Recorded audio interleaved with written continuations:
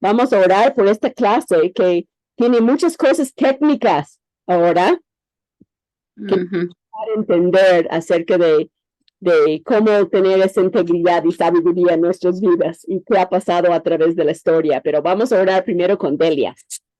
Ok.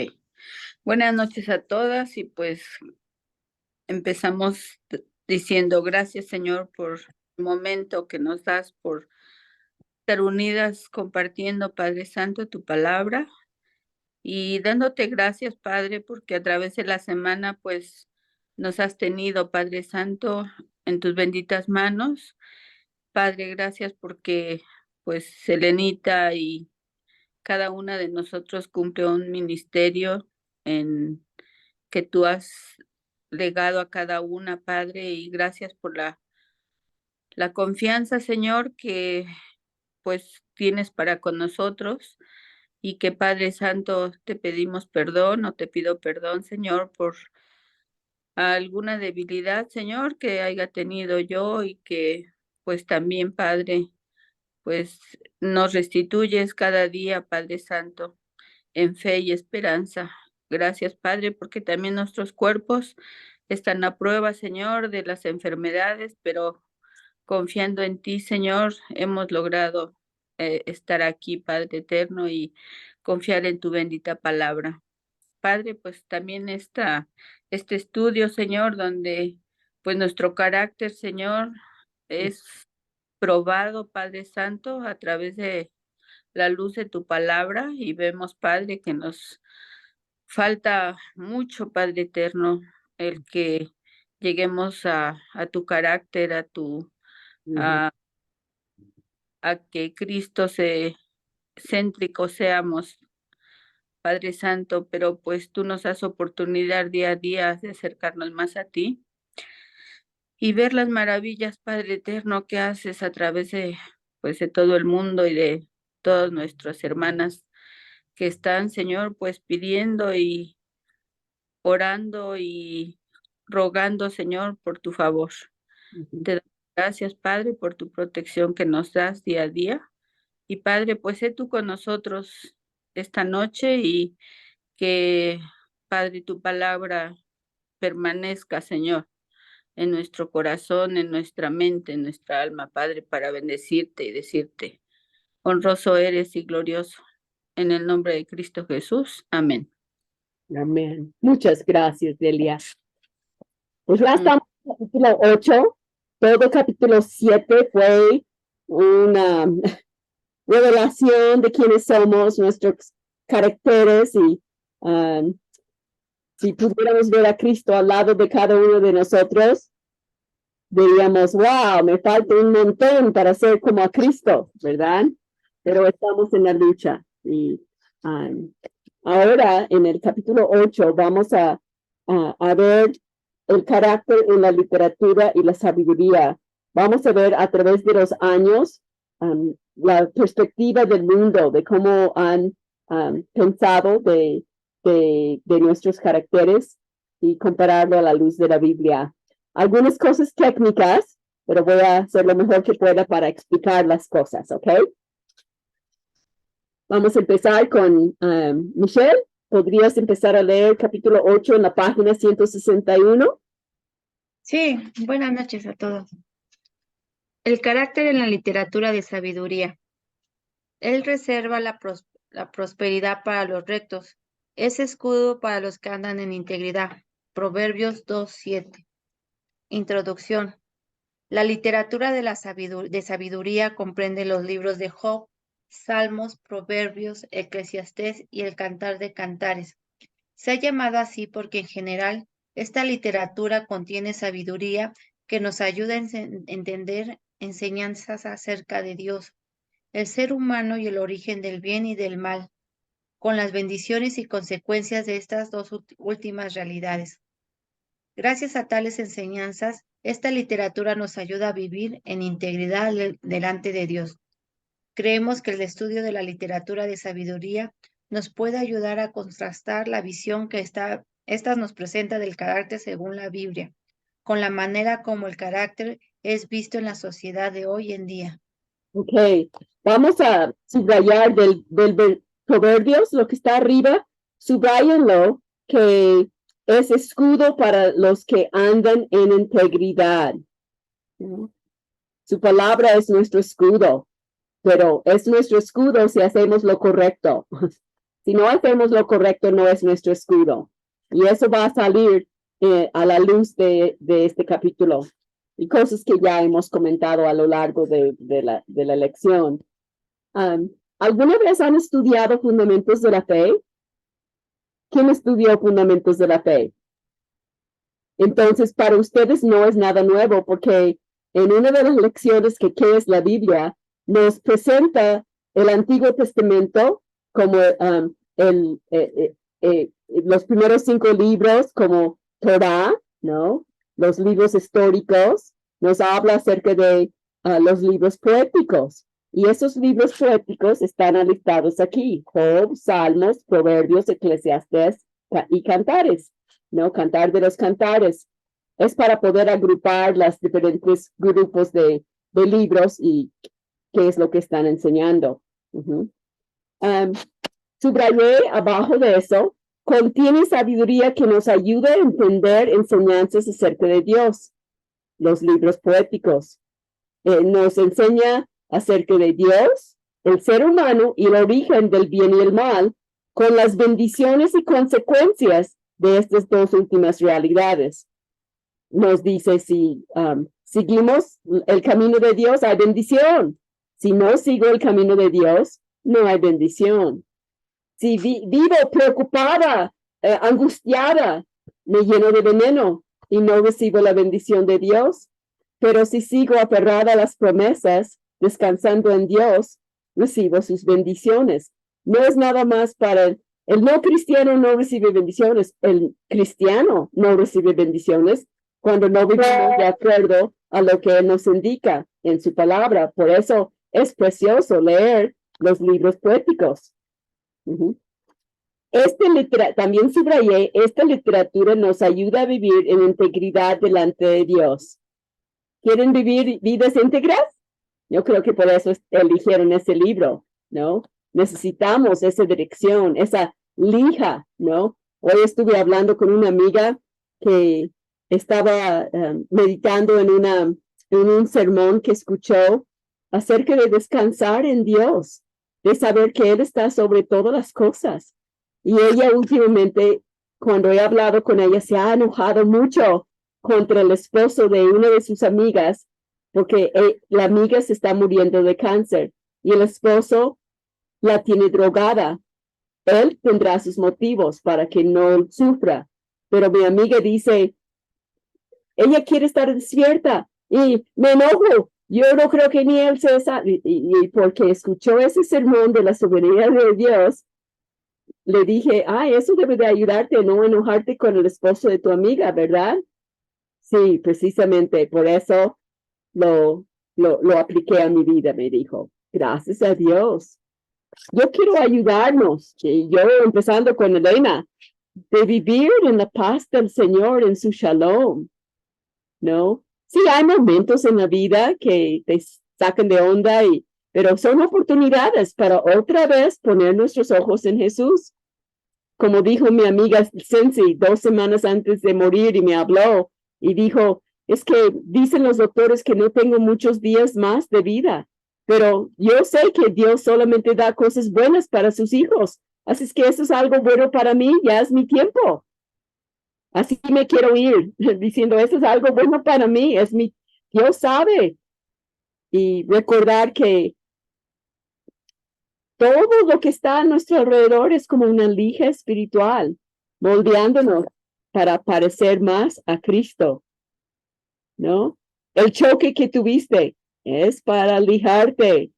No, el carácter es fácil de ser amables con la gente amable, como vamos a leer en un momento, pero cuando la gente es grosera, cuando la gente nos echa su basura entrada, cuando la gente raya nuestro coche, o cuando los esposos no son lo que deben de ser, soy amable.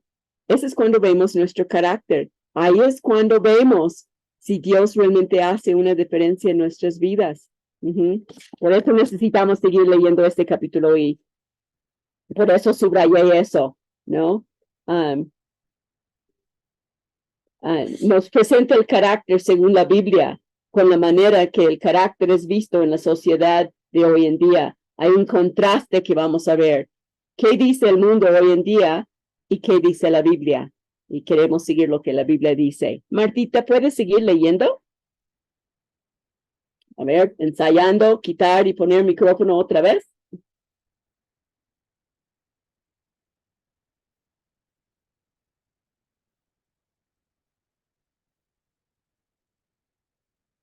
Te doy otros 10 segundos, si no, vamos a pasar al Leo Javier.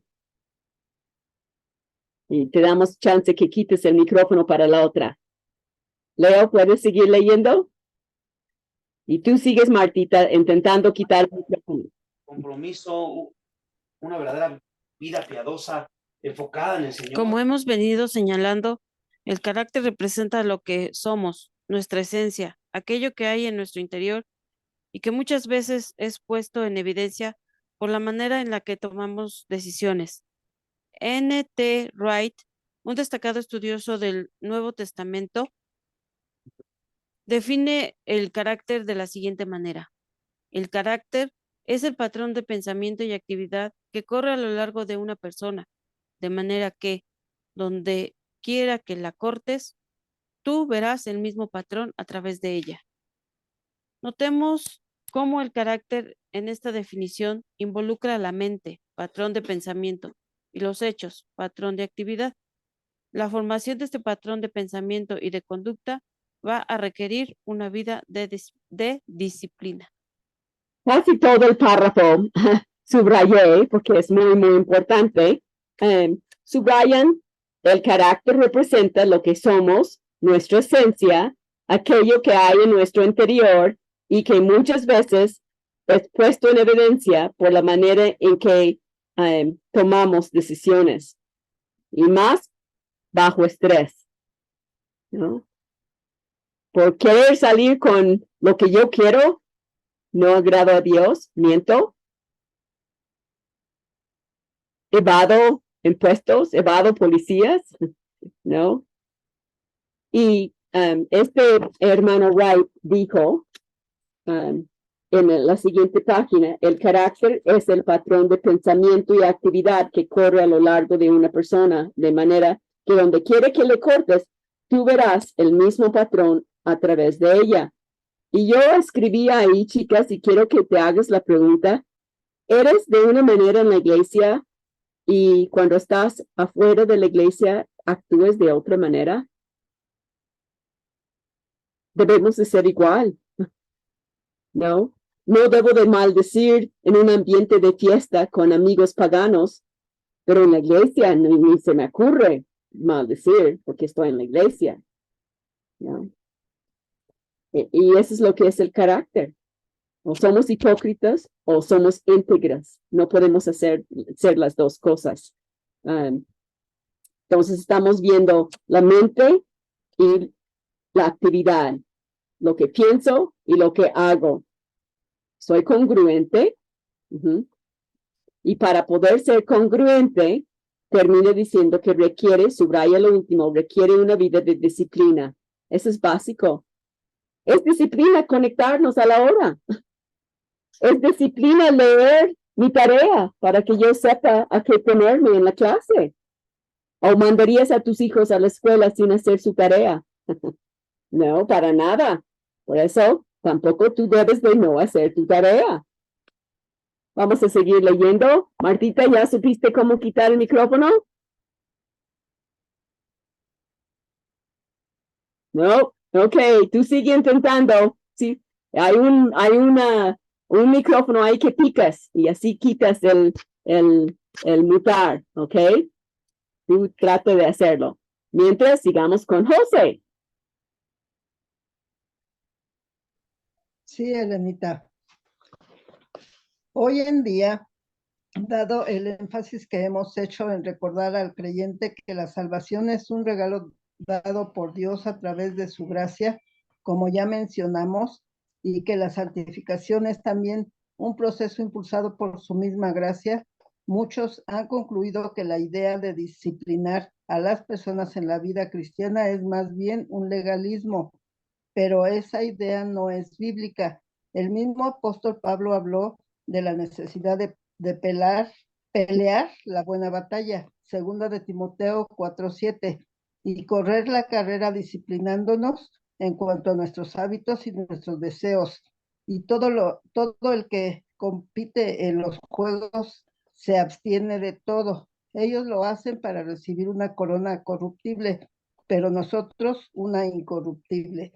Por tanto, yo de esta manera corro, no como sin tener meta. De esta manera peleo, no como dando golpes al aire, sino que golpeo mi cuerpo y lo hago mi esclavo. No sea que habiendo predicado a otros, yo mismo sea descalificado. Primera de Corintios 9, 25, 27. Vemos en este párrafo la importancia de la disciplina en nuestras vidas. Algunos piensan como Dios es el que salva, Dios es el que da la gracia. Nosotros, pues ya, tratar de disciplinarnos es legalismo, y eso, claro, no es cierto. Sabemos que es de Dios la salvación, pero para poder lograr la santificación, aunque Él lo haga, Él me pida lo que estamos leyendo ahí, de pelear la buena batalla, de correr la carrera. Él dice que debemos de disciplinarnos para poder, cuándo voy a orar, cuándo voy a leer la Biblia. Todo es disciplina. ¿Tú ves en tu vida que tú tienes disciplina? ¿Tienes un momento, tienes una meta para leer la Biblia? ¿O dices, a ver cuando pueda? Para conectarte a la clase es una prioridad en tu vida y te conectas. Esa es disciplina. Subrayé ahí que de que es legalismo, ¿no? Algunos dicen, pero esa idea no es bíblico. Y subrayé pelear la buena batalla, correr la carrera, disciplinándonos en cuanto a nuestros hábitos y nuestros deseos, ¿no? Te disciplinas para saber qué vas a comer, o comes todo lo que quieras, ¿no? Si comes todo lo que quieras, no vas a tener salud, vas a estar gordísima y no vas a poder realmente servir para mucho. Y me encanta en este versículo en 1 de Corintios, como dice, de todo, yo golpeo mi cuerpo y todo, y lo hago mi esclavo. Eso es disciplinarme. Mi cuerpo es mi esclavo. No sea que habiendo predicado a otros, yo misma sea descalificado. Después de animar a otros a seguir a Cristo, que yo me aleje de mi pecado. Qué horrible sería. Adelante, Maggie. A menos de que yo vea que Martita quite su micrófono, no le voy a pedir. Tú quítalo y déjalo sin micrófono y te llamo en la primera que veo. Ok, Maggie. Pablo habló de la necesidad de someter su cuerpo a disciplina hasta que su cuerpo le obedeciera, justamente para no verse descalificado ante Dios y ante los hombres.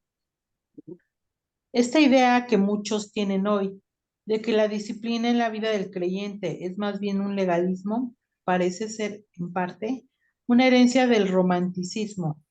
Este movimiento filosófico defendía la necesidad de que la parte emocional de las personas, los sentimientos internos, pudiera expresarse con libertad y rechazaba todas aquellas reglas que a los seguidores de este movimiento les parecían impuestas. Pero no podemos correr una carrera sin reglas. Como Pablo menciona a los corintios, el romanticismo pudiera decirse que enfatiza el emocionalismo, la fantasía sensual y la imaginación por encima del control racional y del orden. Así es que una de las primeras palabras técnicas que dice que salió del siglo XVIII y XIX es el romanticismo. Y ellos usaban todas las reglas. Vamos a subrayar romanticismo y vamos a subrayar que era emocional, ¿no? expresar con libertad y rechazaba todas aquellas reglas que los seguidores de ese movimiento les parecían impuestas. Haz lo que te sientes. Es como hoy en día, haz lo que te dé gusto, como la Macarena, la canción. Date gusto a tu cuerpo. Ese es el romanticismo. Y como dice la última frase, que empatizaba el emocionalismo, la fantasía sensual y la imaginación por encima del control racional y el orden. Ellos no querían disciplina. No, date gusto a tu cuerpo, haz lo que tú quieras. Ese es el primer grupo de influencia en lo que vivimos hoy en día. Vamos al otro. Ahora, con Lupita. Martita ya quitó su micrófono.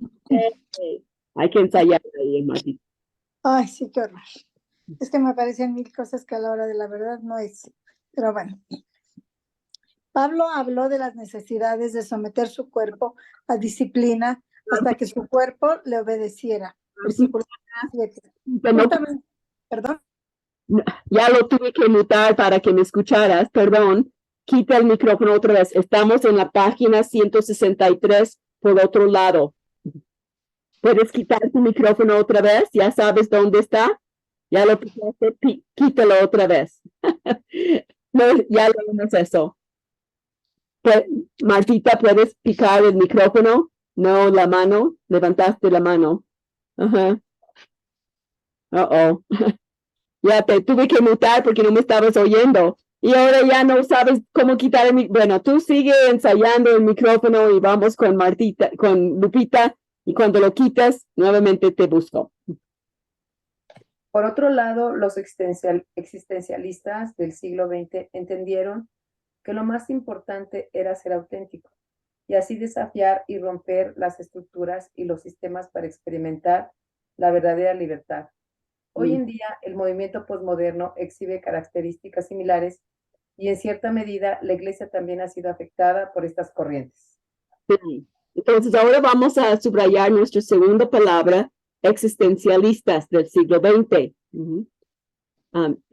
Subrayé la palabra auténtico y desafiar y romper las estructuras y los sistemas para experimentar la verdadera libertad.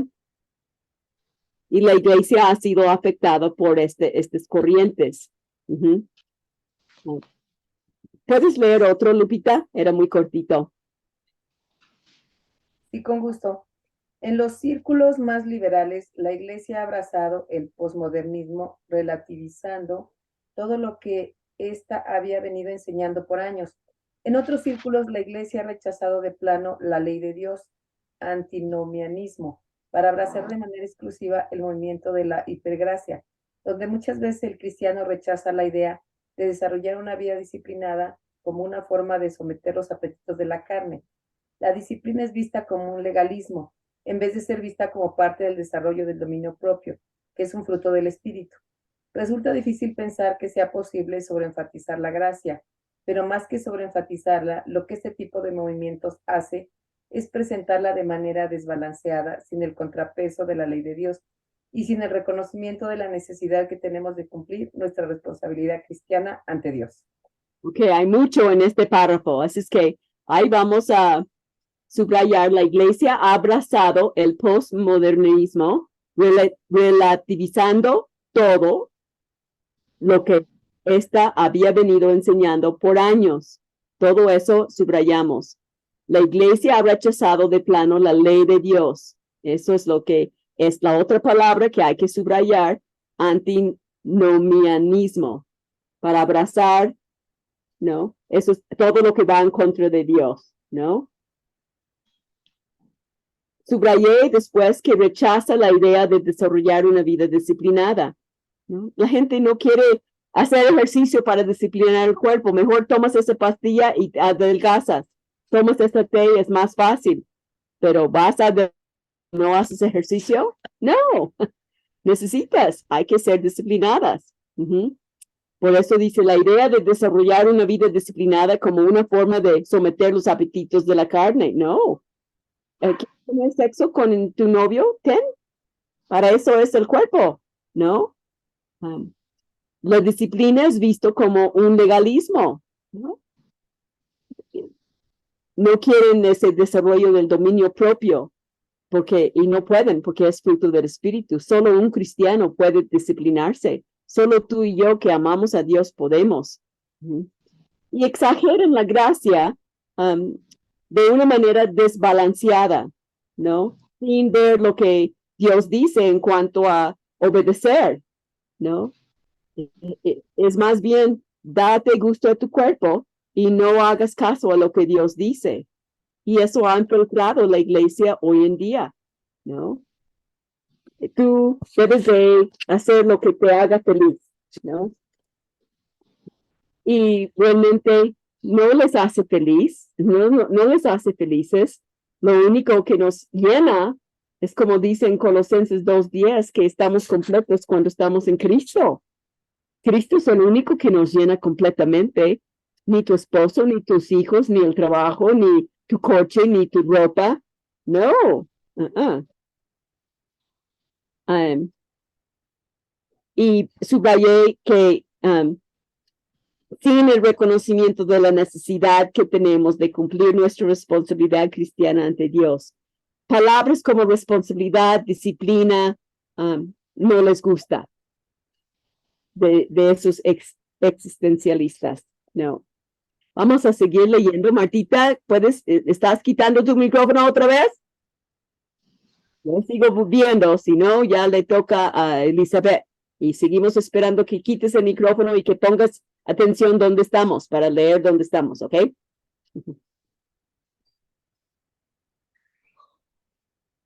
Y Elizabeth, ya, lo logró. Sí, gracias.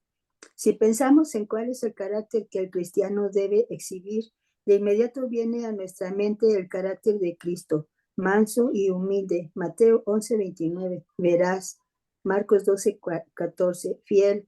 Apocalipsis 3:14, justo. Primera de Juan 3:7.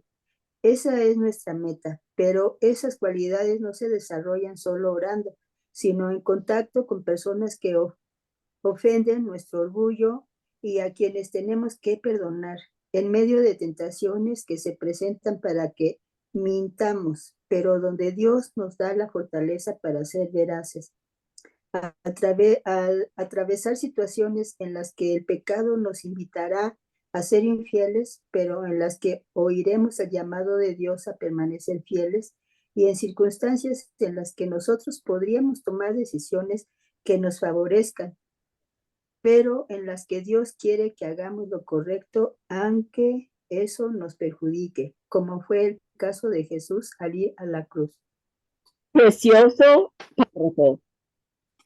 Dios quiere hacernos a su carácter. Recuerden, pon tu mano al lado de ti, eso representa a Jesús. ¿Y cómo era Jesús? Subrayan, manso, humilde, veraz, fiel, justo, ¿no? ¿Es tu meta esto? ¿O explotas en medio de mucha persecución? ¿O te quejas cuando las cosas no salen como tú quieres?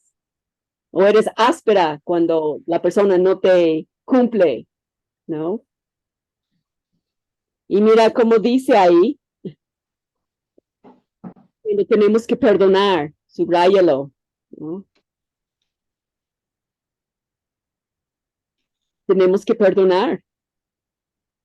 Y mire cómo dice, en medio de las tentaciones que se prestan para que mintamos, tú decides no mentir. Recuerden que les platiqué del caso del joven de la pareja donde me quedé en Los Ángeles y que en la mañana me mintió cuando él estaba ya tarde. Nunca tenemos que mentir, ¿no? Dios nos dará la fortaleza para ser veraces, para decir la verdad. Nos dará sabiduría para quizá no decir los detalles, pero decir la verdad. Y seguí subrayando todo lo demás de ese párrafo, pero atravesar situaciones en las que el pecado nos invitará a ser infieles, pero en que oiremos el llamado de Dios a permanecer fieles. Esa es la constante lucha, ¿no? Que tenemos para formar ese carácter de Cristo en nosotros. Ujú. Y finalmente dice, en circunstancias en las que nosotros podríamos tomar decisiones que nos favorecen, pero no es lo que Dios quiere, ¿no? Como Jesús, no creo que le llenó de gozo y que fue su deseo en su carne de ir a la cruz. Él dijo, quita eso de mí si fuera posible, pero él quería la voluntad de Dios. ¿Tú quieres la voluntad de Dios en tu circunstancia? ¿Tus luchas? ¿Quieres agradar a Dios? Ujú. Eso es lo que Dios quiere. Y eso formará nuestro carácter, pero cuando no quiero lo que Dios quiere, entonces voy a dar cocazos con mi cabeza contra la pared, porque estoy diciendo sí quiero seguir a Cristo, pero no sí quiero seguir lo que Él me ha dado, ¿no? Prefiero mentir cuando choco y para que el seguro lo paga, porque no llevaba mi licencia y miento. No es lo que Dios quiere. Martita, ¿no puedes quitar el micrófono? No. Pobre, hay que ensayar. Qué bueno que llegaste antes. Después, si quieres, quédate al final y ensayamos, tú y yo. Ok. Tere, la página 164. Sí, la instrucción para llevar a cabo esa transformación la provee la palabra. El poder y el discernimiento provienen del Espíritu de Dios, pero el sometimiento de la voluntad humana al trabajo de Dios en nuestras vidas es algo que depende mucho del esfuerzo del creyente, empoderado por la gracia de Dios, quien obra en vosotros tanto el querer como el hacer por su beneplácito. Filipenses 2:13. Hoy vemos todo el panorama completa. Vemos la parte de Dios y nuestra parte. Subrayen la instrucción para llevar a cabo esa transformación, la provee la palabra. Dios, por eso estamos leyendo los libros poéticos. Pero el poder y el discernimiento provienen del Espíritu de Dios que vive en nosotros. Si no vive en mí y leo la Biblia, puedo recibir algo, pero no voy a tener el poder interno para lograrlo, ¿no? Y por eso dice que depende de mi esfuerzo del creyente, empoderado por la gracia de Dios, quien va a obrar. Pero si no le permito, si yo a mi manera, entonces no estoy permitiendo que Él haga su voluntad en mí. Y todo eso es para seguir formando mi carácter, para que yo sea como a Cristo. Y ahora él va a hablar, el doctor Núñez, acerca de virtudes, lo que él llama, bueno, lo que ya han llamado en la historia cardinales en la literatura. Vamos a seguir leyendo con Ale Páez.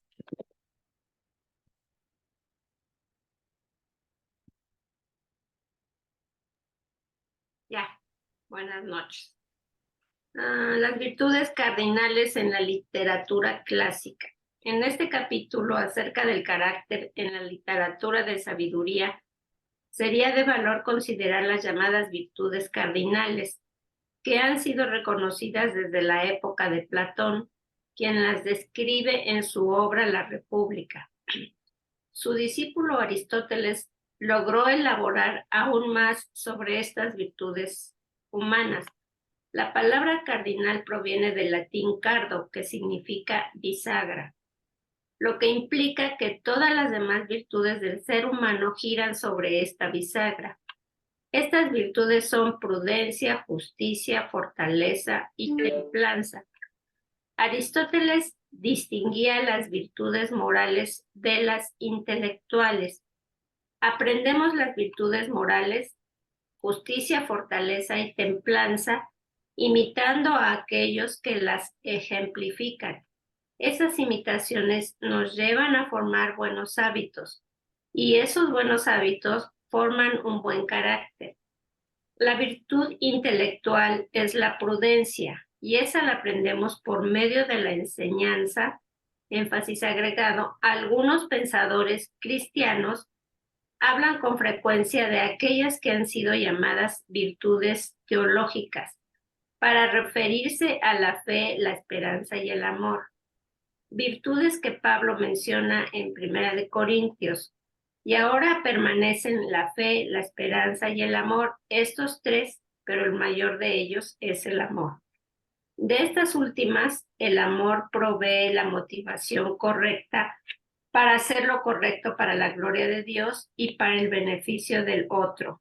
Así amarás al Señor tu Dios con todo tu corazón y con toda tu alma y con toda tu mente, y a tu prójimo como a ti mismo. Pues aquí vemos algunas cosas técnicas de las virtudes cardinales. Puedes subrayarlo. Cardinal, también la palabra cardinal, subráyalo, viene del latín cardo, que significa bisagra. ¿Y para qué sirve una bisagra? Para abrir y cerrar algo, ¿no? O sea, sin bisagras en mis closets, las puertas no funcionan, ¿no? Y por eso lo dice que implica que todas las demás virtudes del ser humano giran sobre esta bisagra de las virtudes cardinales, cardo. Y esas virtudes son prudencia, justicia, fortaleza y templanza. Y con Aristóteles lo dividen en otros dos grupos, los intelectuales y morales. Los morales siendo justicia, fortaleza y templanza, y los intelectuales siendo la prudencia. Y ahorita lo va a ir explicando. Lo último que dice ahí, esas imitaciones nos llevan a formar buenos hábitos, y esos buenos hábitos, subráyenlo, forman un buen carácter. ¿Cuáles son los hábitos? Los hábitos son de conectarme a mi clase, de leer mi lección antes, de leer la Biblia todos los días, hábitos de orar, hábitos de comer, ¿no? Hábitos de bañarme, ¿no? Hacen eso, ¿no? Y eso va formando mi carácter, esos hábitos. La virtud intelectual es la prudencia, ¿no? Y eso vemos a través de la enseñanza de lo que aprendo de la palabra de Dios, ¿no? Y después describe las virtudes teológicas de la fe, esperanza y el amor, ¿no? Subrayé casi al último, dice, el amor provee la motivación correcta para hacer lo correcto para la gloria de Dios. Por eso dice en Juan 14:15, anótenlo ahí, Juan 14:15. ¿Alguien lo sabe de memoria? Si me amáis,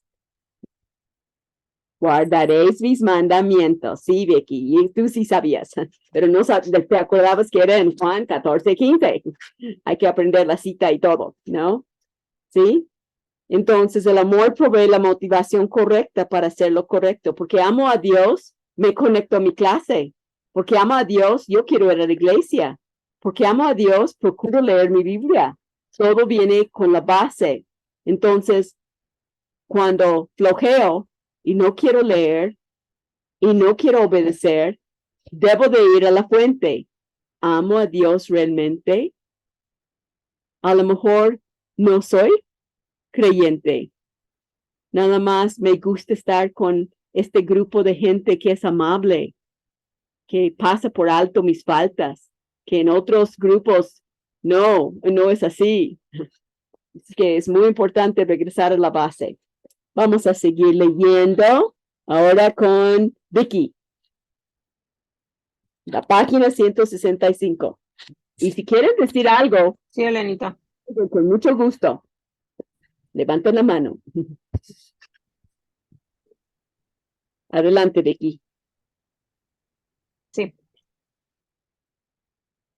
En el cristiano, estas virtudes son más bien el fruto del Espíritu de Dios, la palabra en cada creyente.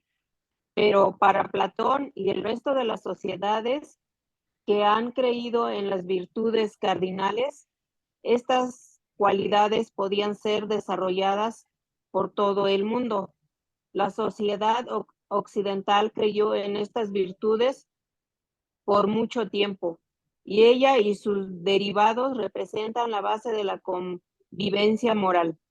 Sí, pues Según los filósofos, además, ¿hasta ahí? hasta ahí. Sí. Subrayen la primera, estas virtudes son más bien el fruto del Espíritu de Dios en nosotros. Pero Platón y otros filósofos decían, no, eso puede pertenecer a toda la gente. Y vemos que en parte pueden, pero no con el poder de Dios porque no vive en ellos. Vamos a seguir leyendo con, a ver, Alejandra González. Leo, ¿tú quieres leer, Leonor? ¿O no? Ok. Alejandra, entonces. Según los filósofos de la antigüedad, la prudencia es la facultad mental que nos permite conocer la diferencia entre el bien y el mal. En el capítulo 2 de Romanos, esa es la función de la conciencia que necesita ser informada por la palabra de Dios para mejorar dicha capacidad. Por eso, la prudencia, es decir, la habilidad para diferenciar el bien del mal, fue vista como la virtud número 1. La segunda virtud, según algunos, es la justicia. Esta tiene que ver ya no con la razón, sino con la voluntad que se impone a los sentimientos para dar a alguien lo que le corresponde. La tercera virtud es la fortaleza, definida como la capacidad de sobreponernos al temor. La cuarta y la última es la templanza, que tiene que ver con el control de los deseos o los placeres. Ahora él está dándolo de otra manera a través de ciertos filósofos, ¿no? Ellos describían esas actitudes, esas virtudes cardinales de esta manera. Es como ver el elefante por otro lado, ¿no? La prudencia, ¿no? Subrayenlo, es la facultad mental que nos permite conocer la diferencia entre el bien y el mal, ¿no? Ser prudente, elige lo que es bueno, ¿no? Eso sería como dice en Romanos 2, la conciencia, subrayen conciencia, ¿no? ¿Y cómo vamos a saber? Porque leemos la Biblia, por la palabra de Dios. Por eso, la prudencia, otra vez, la habilidad para diferenciar el bien del mal, ¿no? Lo vieron como lo más importante. Después, la justicia. La justicia es de dar a alguien lo que corresponde, darle lo justo. Esa es la justicia. Subrayen esas palabras. Justicia por la voluntad que se impone los sentimientos para dar a alguien lo que le corresponde. En tercer lugar, la fortaleza. La capacidad de sobreponernos al temor. En vez de llenarnos de temor, eso me ayuda, la fortaleza me ayuda para que yo pueda sobreponerme, ¿no? Y la última, la templanza, es el control de los deseos o los placeres. Ahora, él está dando otro punto de vista, lo que decían que es muy parecido, pero de los filósofos de los otros siglos. Sin embargo, recuerdan que ellos decían que todo el mundo podría actuar de esas maneras sin el Espíritu Santo en su vida. Y a través de la historia vemos que no pudieron. Por eso tantas guerras han pasado. Vamos a seguir leyendo ahora con Chuy.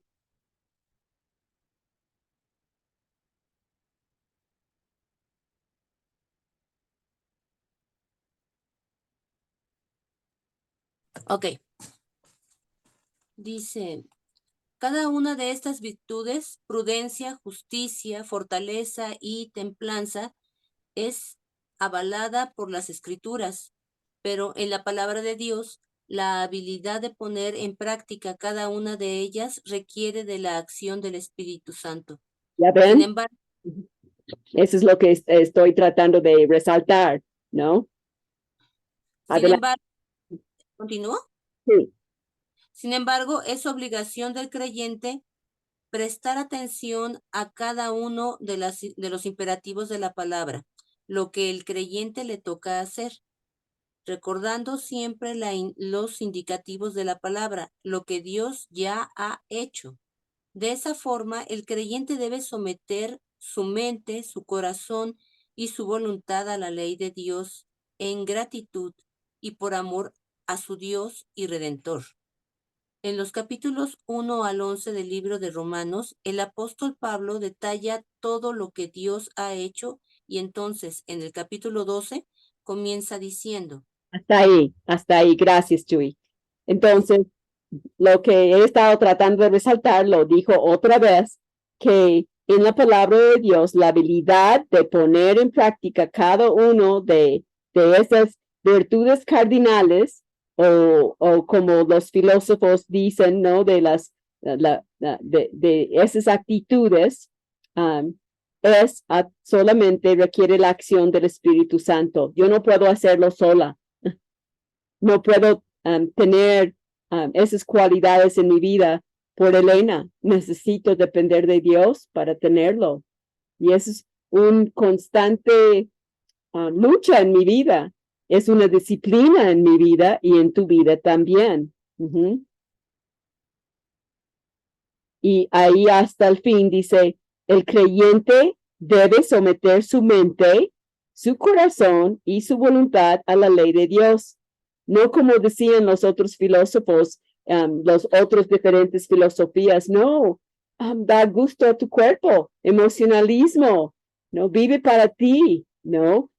Ellos decían, eso es legalismo, pero tengo que someter mi mente a lo que Dios dice, ¿no? Mi corazón y su voluntad, mi voluntad para hacer su voluntad. Todos los primeros 11 capítulos de Romanos hablan de eso, de un estilo de vida para el creyente. Y luego dice en capítulo 12, y vamos a seguir leyendo ahora con Erika. Erika, ¿puedes quitar tu micrófono?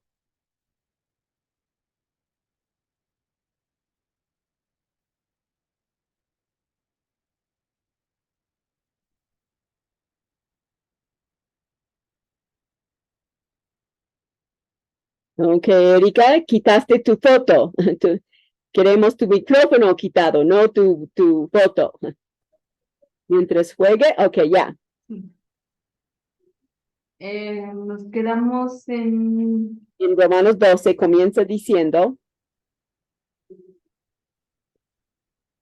por consiguiente, hermanos, os ruego por la misericordia de Dios que presentéis vuestros cuerpos como sacrificio vivo y santo, aceptable a Dios, que es vuestro culto racional, y no os adaptéis a este mundo, sino transformaos mediante la renovación de nuestra mente, para que verifiquéis cuál es la voluntad de Dios, lo que es bueno, aceptable y perfecto. Okay. Romanos 12, 1, 2. Muy bien. Ahora, Carmen, ¿puedes seguir leyendo en páginas Claro que sí. 56? Uh-huh. Sí, claro que sí. La frase, por consiguiente, no solo nos deja ver la conexión entre Romanos 12 y los capítulos anteriores, sino que al leer con cuidado el resto del capítulo, nos permite concluir que lo que se nos dice en los primeros 2 versículos de Romanos 12 debe ser la respuesta natural del creyente que ha entendido todo lo anterior, Romanos 1 al 11.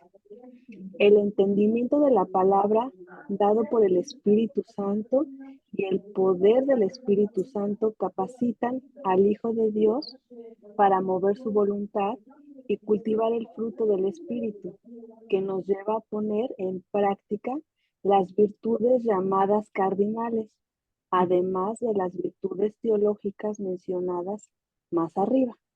Y vamos a subrayar ahí, viendo Romanos 12, la respuesta debe de ser la respuesta natural del creyente que ha entendido todo lo anterior, o sea, los primeros 11 capítulos de Romanos. Lo que leyó Erika, debemos de entender que hay que cambiar el cassette. No podemos seguir como antes vivíamos, pensando, enojándonos como antes, mintiendo como antes, ¿no?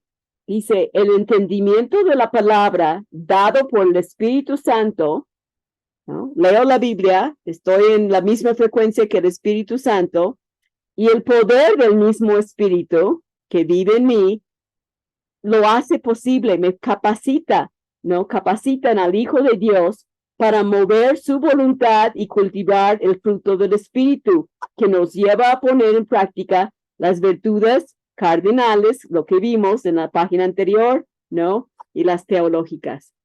Todo eso es solamente posible si estoy en frecuencia con el Espíritu Santo en mi vida. La prudencia, la justicia, la fortaleza, templanza, la fe, la esperanza, el amor. Nada de eso puedo en su totalidad cumplir sin Cristo. En partes puedo, en partes, porque tenemos todos amigos no cristianos que son amorosos. Pueden ser prudentes a veces, pero con el poder del Espíritu nos transforma. Y eso es lo que queremos apuntar en nuestras vidas, ¿no? Ahora vamos a continuar leyendo con, a ver, Laura. El carácter en la literatura de sabiduría. En la literatura de sabiduría, ese carácter del que hemos venido hablando es visto como una combinación de integridad y de sabiduría. De esta manera, la persona de carácter probado, de la que habla el apóstol Pablo en su carta a los Romanos 5, del 3 al 4, es aquella que posee las dos cualidades que acabo de mencionar. Una persona de carácter probado camina en integridad de corazón y vive de manera sabia. Estas son dos cualidades que Dios valora inmensamente en su palabra, y esa es una de las razones por la que decimos llamar nuestro ministerio integridad y sabiduría. Es una forma de recordar cuál debe de ser la meta en nuestro diario vivir. Qué lindo, ¿no? Subrayan ahí una combinación de integridad y sabiduría, ¿no? Eso es lo que sacamos de Job, Salmos, Proverbios, Eclesiastés y Cantares. Y en la mitad del párrafo subrayan, una persona de carácter probado camina en integridad de corazón y vive de manera sabia, ¿no? Eso debe ser la meta en nuestro diario vivir. Querer vivir íntegras con sabiduría. Y yo creo que todos los días de mi vida oro que mi vida puede ser más íntegra y puedo tener más sabiduría de lo alto para poder aconsejar y vivirlo primero. Ahora vamos a aprender un poco de hebreo y griego. A ver, Gaby. Hola, buenas tardes, noches. En hebreo la palabra integridad es tom, que significa completo, perfecto. En griego las palabras usadas para hablar de integridad son, no sé cómo se pronuncia, vocablos que están relacionados con aquello que es verdad o verdadero. Recordemos, y esto lo vimos en un capítulo anterior, como en una ocasión los fariseos dijeron a Jesús, Maestro, sabemos que eres veraz. Mateo 22:16. En este pasaje, la palabra veraz es una palabra relacionada con la idea de integridad. De esta manera, en la literatura de sabiduría, la palabra integridad hace referencia a un individuo que Dios ve como completo, a alguien que no tiene grietas en su carácter. Ahora bien, esto no significa que un individuo íntegro es una persona sin pecado, como veremos más adelante. Y vamos a examinar la vida de Job y veremos lo que Dios dice. Pero ahí, para enfatizar las palabras, subraya en hebreo y pon integridad es tom, ¿no? Y subraya en completo, perfecto. Y en griego, las palabras que son para integridad son aletheia o alethes, que es verdad o verdadero. Qué interesante, ¿no? Y así es que una persona íntegra, Dios lo ve como completo, alguien que no tiene grietas en su carácter. Así queremos vernos. Yo no veo grieta en el carácter de José, ¿no? Ella siempre ecuánime, siempre con esa sonrisa, ¿no? Vamos a continuar leyendo con Patty.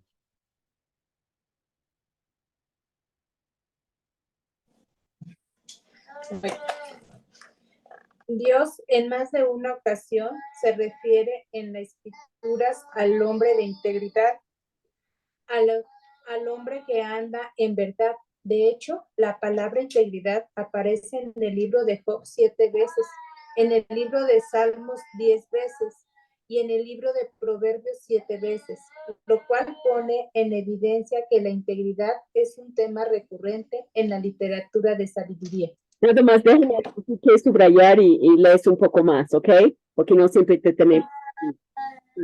El hombre de integridad o el hombre que anda de verdad, y lista cuántas veces está mencionado un hombre de integridad, ¿no? 7 veces en Job, 10 veces en Salmos, en Proverbios 7 veces, ¿no? Entonces es un tema importante. Subrayé lo último, la integridad es un tema recurrente en la literatura de sabiduría. Por eso es bueno leer esos libros para examinar mi vida, a ver qué tal. ¿No? Estoy viendo, Pati.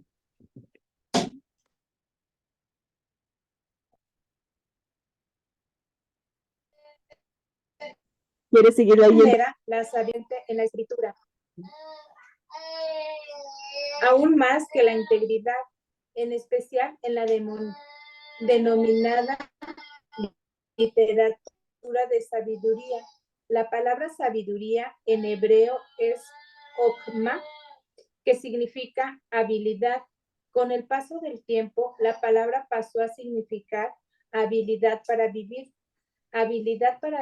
de manera correcta, vivir con sabiduría o vivir de acuerdo a los preceptos de Dios. El teólogo John Frankner define la sabiduría como la habilidad de hacer lo correcto en situaciones difíciles. La palabra sabiduría aparece 23 veces en el libro de Job, 8 veces en los Salmos, 25 veces en Eclesiastés y 45 veces en Proverbios. Estos números varían de acuerdo a la traducción de las escrituras que estemos usando, pero nos dan una idea de qué tan recurrentes son estos dos temas, integridad y sabiduría, en la literatura de sabiduría.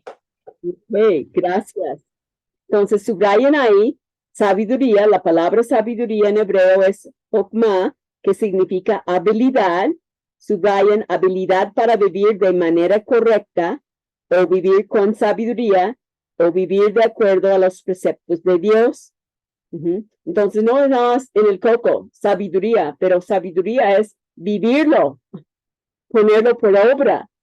No, un hombre sabio camina correctamente con Dios. Y subrayan la habilidad de hacer lo correcto en situaciones difíciles. Cuando todo va bien es fácil, pero cuando hay decisiones que tomar, actitudes que debo de reflejar en situaciones cuando tu hermano no es amable contigo y tú tienes que ver si vas a seguir siendo amable con él, o cuando el esposo es áspero y tienes que ver qué es lo que Dios quiere de ti con ese hombre. Esos son los recurrentes temas en esos libros poéticos, integridad y sabiduría. Entonces, es la habilidad de hacer lo correcto en situaciones difíciles. Eso es lo que es la sabiduría. No es conocimiento, es diferente. Sí, Erika.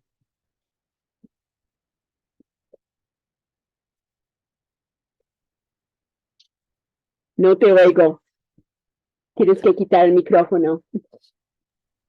Otra vez. Ok, estamos con este Zoom. Hay que reunirnos más. Entonces, si nosotros estamos caminando con el Señor y todos estos ejemplos que nos has puesto, ¿Me hace una mujer sabia? Si estás caminando con Dios, tomando decisiones correctas, eso te hace sabia.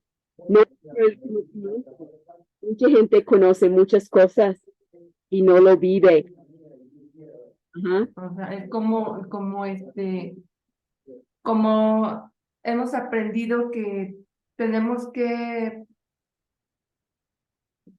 luchar con el pecado diariamente y eso me hace sabia.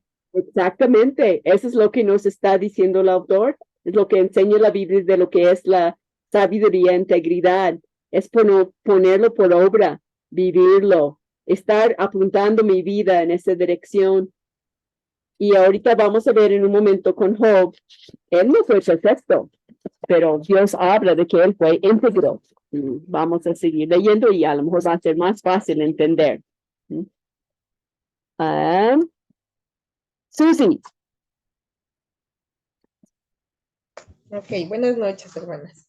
La integridad en la literatura de sabiduría. Demos ahora un vistazo a un par de versículos para ver algunos principios que podemos aprender directamente de estos libros ricos en sabiduría. ¿Continúo? Ese pedacito nada más. Adelante. Más, ¿no? Más. En el segundo capítulo del libro de Job nos encontramos con este pronunciamiento. Y el Señor dijo a Satanás, ¿te has fijado en mi siervo Job? Porque no hay otro como él sobre la tierra, hombre intachable, recto, temeroso de Dios y apartado del mal. Y él todavía conserva su integridad, aunque tú me incitaste contra él para que lo arruinara sin causa. Job 2:3. Es evidente a la luz del resto de la revelación bíblica que Job no era un hombre sin pecado. Sin embargo, a la luz de la evaluación que Dios hace de él, Job es considerado como una persona de integridad. Y cuando en ese mismo contexto Dios describe la integridad de Job, él dice que Job era un hombre intachable, recto, temeroso de Dios y apartado del mal. ¿Se dan cuenta? Y eso puede contestar tu pregunta, Erika, ¿no? Yo subrayé en la página 167, Job no es un hombre sin pecado. Pero en la página 168, subrayé la palabra integridad y que era un hombre intachable, recto, temeroso de Dios y apartado del mal. Sin embargo, no era un hombre sin pecado. Entonces, si yo estoy en la lucha, estoy tratando de caminar con Dios, eso me hace como Job, intachable, recto, temeroso de Dios y apartado del mal. Y esos son requisitos para un líder en la iglesia. ¿Y los líderes son perfectos? No, pero su vida apunta hacia esa dirección, ¿no? Ok, vamos a tratar de terminar esa página. Delia, ¿estás ahí? ¿Quieres leer?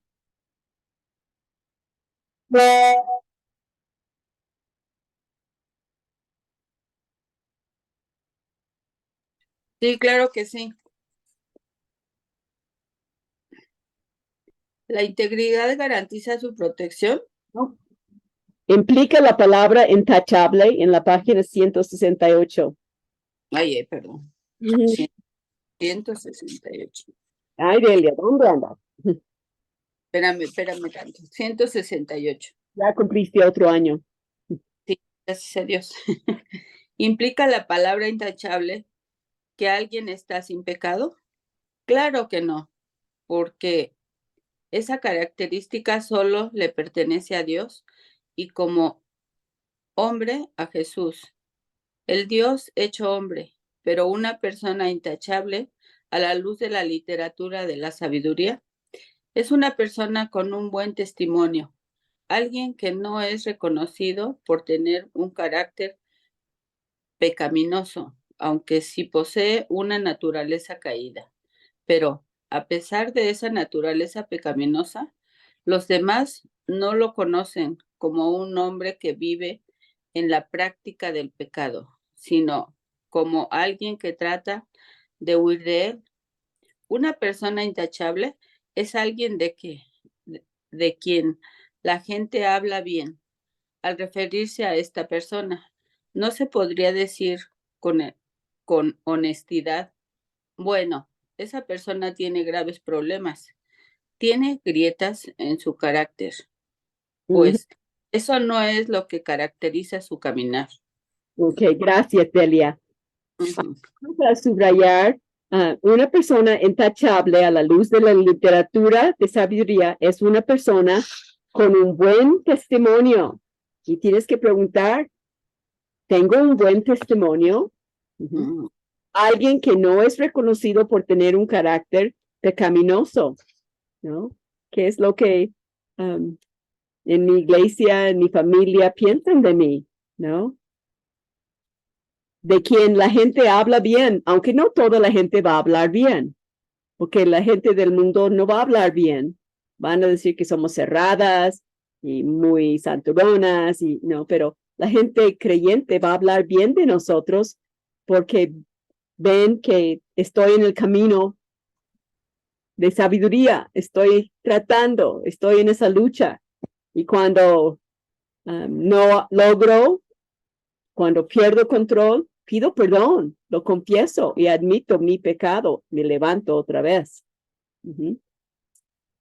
¿Quién quisiera leer otra vez? La primera que levante la mano. Yo. Tere. Bien. ¿Dónde me quedé? Recordemos que ya mencionamos la palabra integridad. Significa que algo está completo. El primer requisito que aparece en el Nuevo Testamento para el anciano u obispo es ser irreprochable. Primera de Timoteo 3:2. ¿Implicaría esto que el anciano no debe tener pecado en su vida? No, eso es imposible. Intachable es un hombre de buen testimonio en todas las áreas de su vida, en el hogar, en la iglesia, en el círculo social donde se desenvuelve, en su trabajo. Cuando la palabra de Dios habla de un individuo que es justo o recto, está hablando de alguien que vive una vida de santidad, alguien que es temeroso de Dios, reverente, una persona que tiene cierto temor sano a las consecuencias. Ya ves, Erika, ahí anda agregando a lo que tú querías saber. Recuerden la palabra en hebreo, tom, es completo. Subrayen, está completo. Por eso me encanta, y pueden ponerlo ahí, Colosenses 2:10, que estamos completos porque estamos en Cristo. Es lo único, y más cerca de Cristo, más completo estoy, ¿no? Y mencioné, esos son requisitos para los líderes, para el anciano, ser irreprochable. Y ves como el autor aún dice, ¿eso implica que tiene que ser perfecto? No, claro que no, porque solo Dios es perfecto. Y Brian, intachable es un hombre o mujer de buen testimonio en todos los áreas de su vida. En el hogar, el esposo va a hablar bien de la esposa que limpia su casa, que prepara la comida, que atiende su ropa. No es una persona que paga para que lo haga, es su esposa. Es la reina de la casa que está manteniendo bien su castillo, ¿no? Entonces habla bien de ella en el hogar, o sea, porque somos mujeres, también habla del hombre, pero en la iglesia también tiene un buen testimonio. Ve que es una mujer que se somete a su esposo, que está cuidando a sus hijos, en el círculo social, ¿no? En su trabajo, donde quiere que andemos, ¿no? Hay algo bueno que decir. La abuelita, ¿no? ¿Qué dicen los nietos? No, mi abuela es lo máximo. Ella siempre me habla de Dios. Anoche tuve el privilegio de orar con las otras mujeres que están sirviendo a Dios en Latinoamérica de Grace, en Colombia, en Argentina, en diferentes lugares. Y una de las que estaba dirigiendo, la esposa de Josías, Cristal, estaba pidiendo oración por su hijo de 12 años, Silas, que está mal de su corazón. Su corazón, el latido de un corazón normal es 70, 80, al minuto. Su corazón late 200. Está muy, muy mal. Pueden orar, por favor. Pero ella me dijo que el otro día estuvieron en el hospital 2 horas y ella llevó audiolibros, cosas para que él se entretuviera. Y ella le dijo, Silas, ¿qué quieres hacer? De leer algo, de escuchar algo. Y él dijo, mamá, ¿podrías leerme unos versículos? Tiene 12 años y quería oír la palabra de Dios para animarlo. Eso debe de ser nuestra reacción, ¿no? Querer oír la palabra, ¿no? Tengo una amiga que tiene un matrimonio difícil y ella siempre está oyendo a Elizabeth Elliot y ella recibe ánimo para seguir adelante con las palabras de esa hermana que perdió a su esposo en Ecuador, ¿no? Así es que eso es lo que queremos ser, ¿no? Estar en la lucha. Una persona con un buen testimonio, ¿no? Alguien que no es reconocido por tener un carácter pecaminoso. No diría, ay, no hablas con ella, no se puede hablar con ella es muy enojona. ¿No? Qué horror que alguien pensara así. Vamos a leer 2 párrafos. ¿Quién quiere leer uno? Maggie. Patti. Maggie ganaste. Y después Michelle. Porque ella levantó su mano virtual. Tú hablaste vocalmente. Job fue descrito como alguien apartado del... No, de esta manera... No, recordemos. El anterior. Ese ya lo leímos. Perdón, yo soy la que... No leímos ese. Léelo. Ya lo leímos, Elenita. Sí, ya lo leímos, Elenita. Okay. Es el que acaban de leer. Yo lo leí. Ok, yo estoy leyendo otra parte entonces.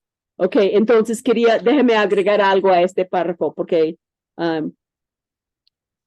subrayen también, vive en una vida de santidad, es temeroso de Dios, reverente, una persona que tiene cierto temor sano a las consecuencias. ¿Eso pinta lo que es tu vida? No, mucho para pensar, ¿verdad?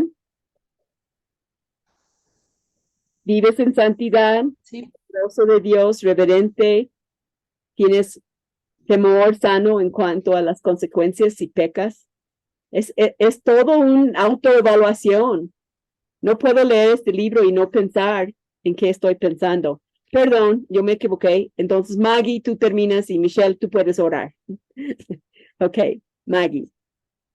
Job fue descrito como alguien apartado del mal. De esta manera, una de las características por las que Job se distinguió fue precisamente por su separación de aquello que Dios considera malvado y de hombres pecadores. Un tema recurrente en el libro de los Salmos es cómo el hombre de Dios debe ser alguien que se separa del escarnecedor, del hombre pecador y malvado. Esto es congruente con lo que significa ser santo, porque el significado primario de la palabra santo en hebreo, kadosh, es apartado, el ser distinto. En ese mismo sentido, cuando Dios habla a Satanás acerca de la integridad de Job, él le dice que Job era un hombre apartado del mal. ¿Y tú? ¿Yo? ¿Vivimos apartados del mal? Subrayen la palabra ahí, apartado del mal.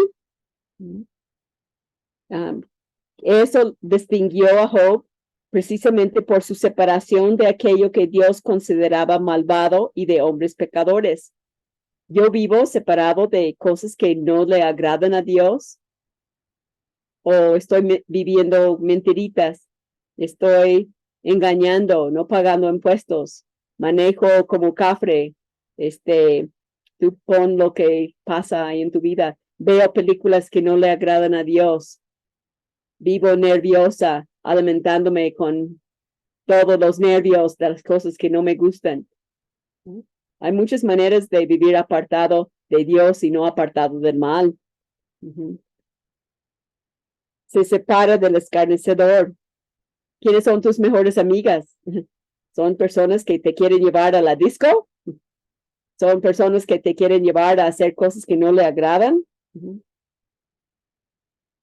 Y ahí abajo dice, santo en hebreo kadosh, ¿no?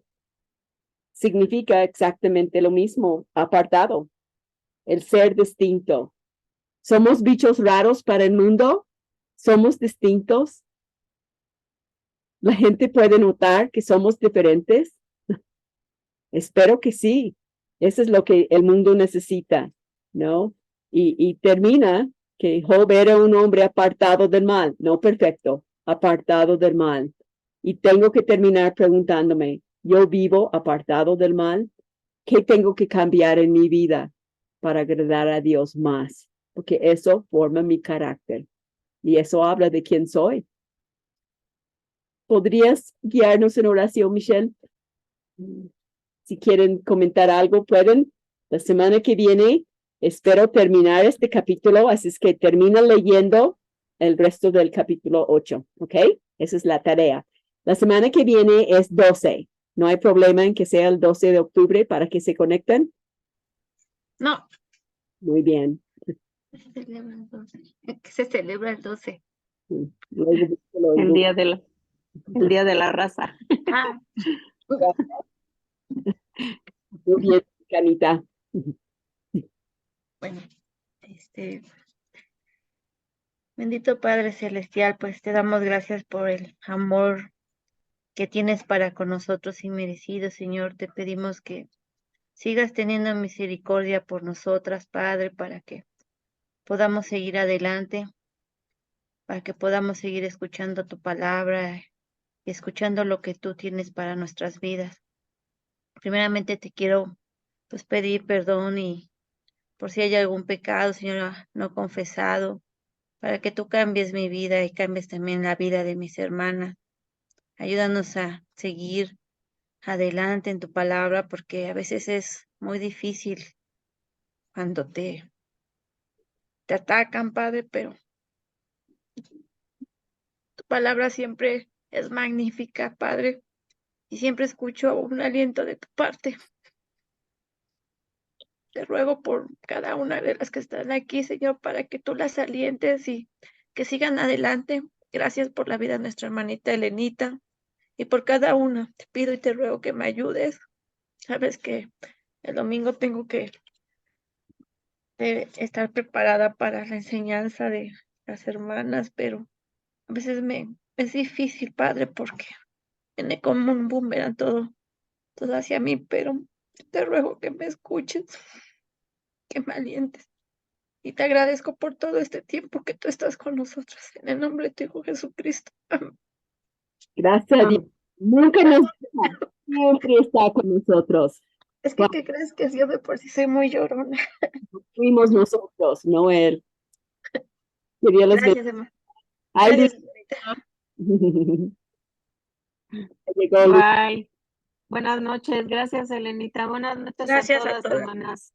Buenas noches. Gracias, Buenas Elenita. noches a Que Dios todas. les bendiga. Buenas Bye. noches. Nos vemos mañana. Gracias, Bye. Elena. Buenas noches. Buenas noches, todas. Buenas noches. Un abrazo. Termina de grabar, Elenita. Pues déjeme apagarlo, gracias. Te digo, fue todo un caso aquí. Hasta el 12.